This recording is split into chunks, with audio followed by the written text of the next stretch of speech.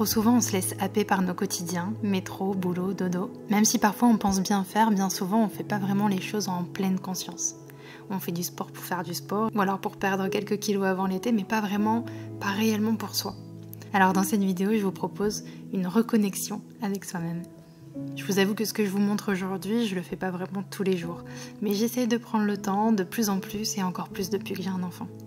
Alors le matin, quand c'est possible, quand elle fait la sieste, je me réserve quelques minutes pour faire des étirements et pour faire des exercices de respiration. Ça fait vraiment du bien, surtout de commencer la journée de cette manière. Ça nous permet de prendre vraiment conscience de son corps et d'aborder la journée vraiment de manière plus positive, plus droite. Vraiment, ça change tout le quotidien.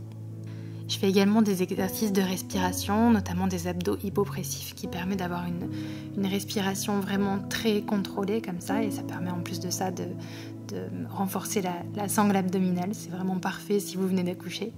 Je fais également quelques exercices d'inversion. Les exercices d'inversion sont vraiment parfaits pour tout ce qui est maîtrise du stress. Donc encore une fois, c'est vraiment des exercices très doux, très calmes qui nous permettent de souffler un petit peu et de se reconnecter avec soi-même.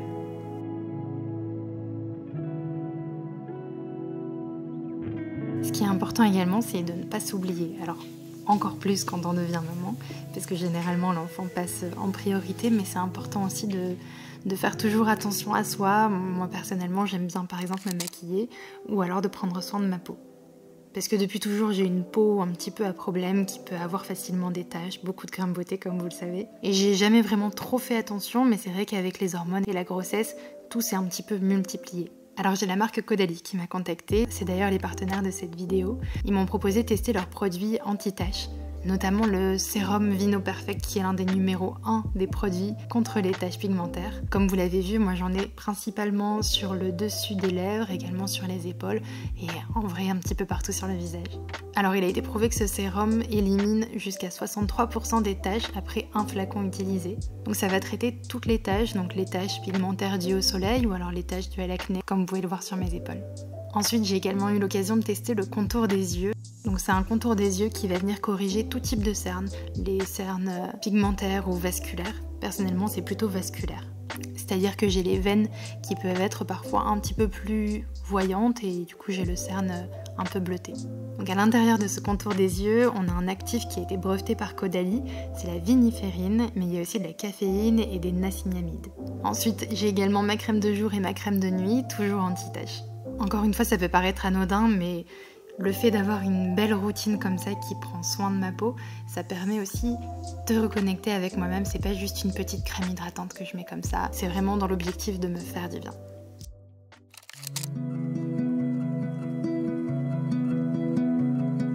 Bon, comme je vous le disais, vous le savez, j'ai beaucoup de grains de beauté, de taches, etc. Et du coup, en fait, il faut normalement que j'aille régulièrement chez une dermato pour faire contrôler tout ça. Normalement, dans mon cas, il faudrait que j'aille tous les 6 mois. Là, ça fait au moins 5 ans que j'y suis pas allée. Parce que, en fait, en vrai, en France et tout ça, c'était hyper compliqué. À chaque fois, ils prennent pas de nouveaux patients à chaque fois que j'y allais. Donc, j'arrivais jamais à avoir de rendez-vous. Ici, j'ai eu un rendez-vous hyper rapidement en 1 semaine. Du coup, j'ai vu une dermato la semaine dernière qui a recontrôlé vraiment tous mes grains de beauté. Et qui en a trouvé 2 d'un peu suspects. J'en ai un ici qui... Pour celles qui ne connaissent pas, en fait, un grain de beauté suspect, ça peut être un grain de beauté qui n'est pas régulier au niveau des tours, qui peut avoir plusieurs couleurs. Et ensuite, j'en ai un autre qui a vraiment triplé de volume. Ça, je pense que c'est aussi dû à la grossesse, aux hormones, etc. Mais bon, bref, du coup, on va retirer ces 2 grains de beauté. J'essaie vraiment de prendre un petit peu plus le temps pour moi, justement, pour faire ces rendez-vous qui sont importants pour ma santé. C'est vrai que quand on a un bébé, la priorité, c'est le bébé, les rendez-vous pédiatres, etc. Mais c'est important aussi de ne pas s'oublier. Donc, voilà, go checker tout ça.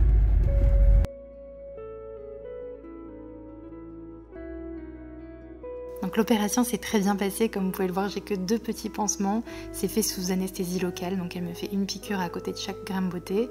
On vient vraiment retirer l'intégralité du grain de beauté, donc même à l'intérieur, c'est pour ça que ça nécessite quelques petits points de suture.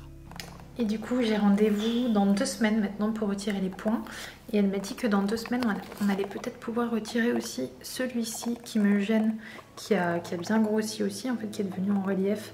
Je pense que ça se voit quand je suis comme ça là. Et qui est gênant en fait quand je porte des lunettes, en fait ça s'écrase et du coup il se modifie vite. Il n'était pas en relief avant et maintenant il l'est vraiment beaucoup. Donc on va aussi le retirer. Celui-ci c'est différent, on va pas creuser comme les autres et on va juste faire un shaver, ils appellent. C'est juste l'enlever en surface. Donc on a surtout parlé de la reconnexion avec son corps, mais il y a aussi la reconnexion avec son côté artistique. On a tous un côté artistique. Personnellement, je sais que le mien est assez développé, mais bien souvent je le mets de côté. Alors j'essaie, tant bien que mal, d'avoir mes petits moments.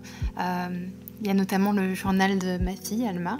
C'est un journal que j'ai commencé à écrire quand j'étais enceinte, dans lequel je répertorie un petit peu tout ce qui s'est passé, tous les moments, comment j'ai découvert ma grossesse. Et aujourd'hui, je l'écris encore mois après mois pour lui décrire un petit peu son évolution. J'y mets plein de photos, etc. Et ça me fait tellement du bien de prendre ce moment pour moi, pour elle aussi finalement. Mais voilà, ça permet encore une fois de déconnecter.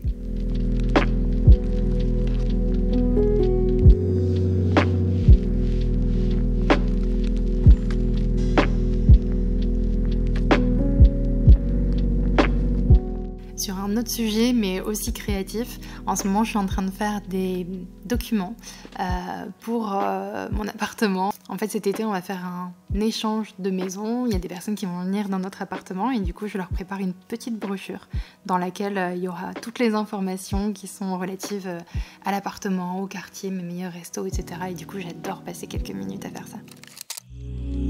Et puis je pense que pour être vraiment connecté avec soi-même, il faut pouvoir se déconnecter du numérique. C'est l'une des choses la moins facile à faire, j'ai envie de dire, mais qui est tellement la plus efficace. Alors j'essaie, pas tous les jours, mais en tout cas quand c'est possible, de mettre mon téléphone en mode avion à une certaine heure. Par exemple, je me suis fixée à 6h, à partir de 18h, je suis en mode avion, donc on ne peut pas me contacter.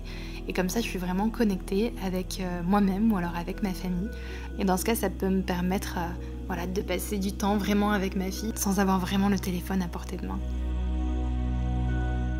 La lecture aussi, ça fait vraiment partie de ces petits moments qui sont rien que pour moi et qui me permettent de me nourrir de l'intérieur.